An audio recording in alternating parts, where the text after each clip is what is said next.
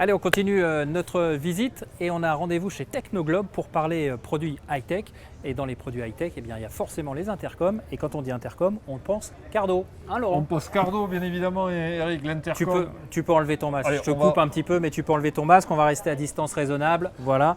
Donc, je disais Cardo, acteur incontournable des intercoms. L'intercom, oui. Et ça tombe bien parce qu'il y a un nouveau Packtalk Black. C'est pas facile à dire. Hein. Packtalk Black. Alors moi, il n'y a pas de S. Déjà, c'est peinard pour moi. Donc, le Packtalk Black, vraiment la caractéristique du produit, c'est quelque chose qu'on s'est aperçu que les motards recherchaient, c'est le design. D'accord. Il est noir, comme son nom l'indique. Garantie 3 ans.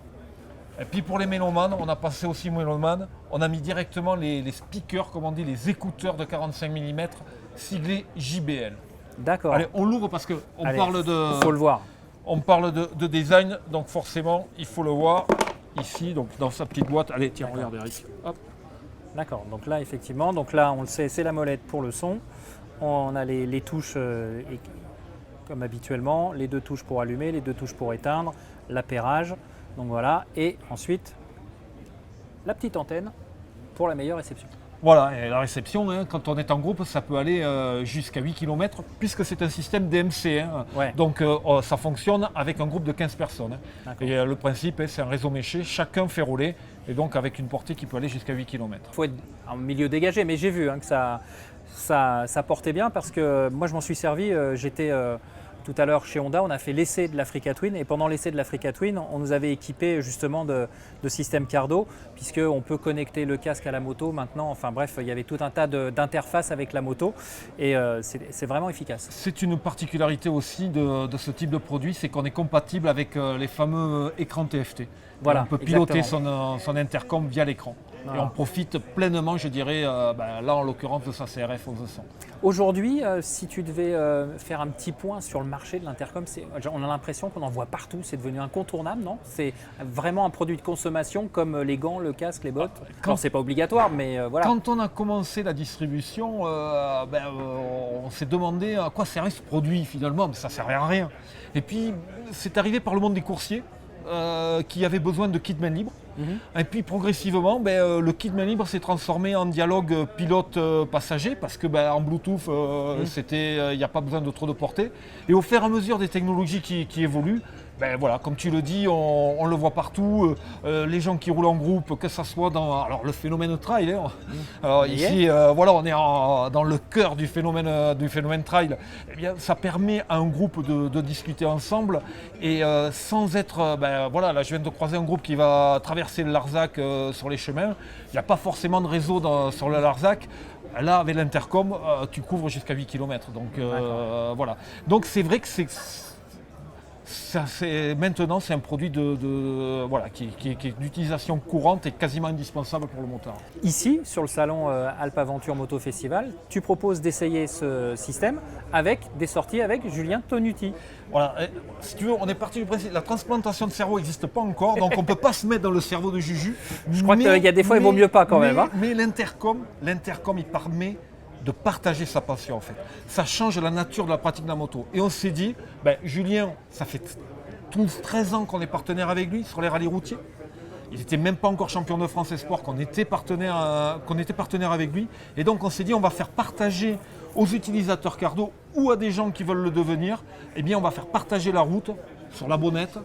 Il y a pire comme endroit, voilà. Avec Julien Tonuti, qui est quand même une référence, le français dans le monde du rallye, et Tourist Trophy. Exactement. Bon, c'est cool ça. Voilà, il ne reste plus qu'à retrouver Juju. Voilà, on va aller le chercher, on va le retrouver, t'inquiète pas. Laurent, Cardo, un homme heureux. Julien, tu viens de rentrer d'une balade avec quelques motards et donc la technologie Technoglobe et Cardo embarqués. Comment ça se passe justement? C'est quoi le but? C'est de leur faire découvrir justement cette technologie? Effectivement, le but c'est vraiment de leur faire découvrir cette technologie, de partager en fait un bon moment avec eux.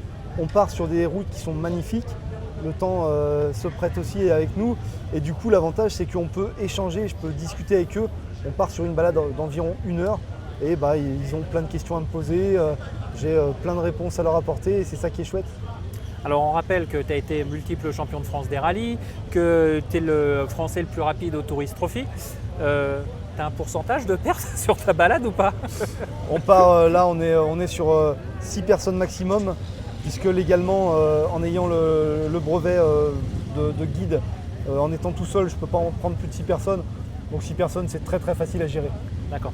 Donc au niveau du système Cardo embarqué, c'est des gens qui l'ont déjà ou qui le découvrent. Quelle est leur perception et quelle est leur réaction surtout? On a un petit peu de tout. On a des gens qui l'ont déjà, mais qui ont un vieux modèle, qui veulent peut-être le faire évoluer.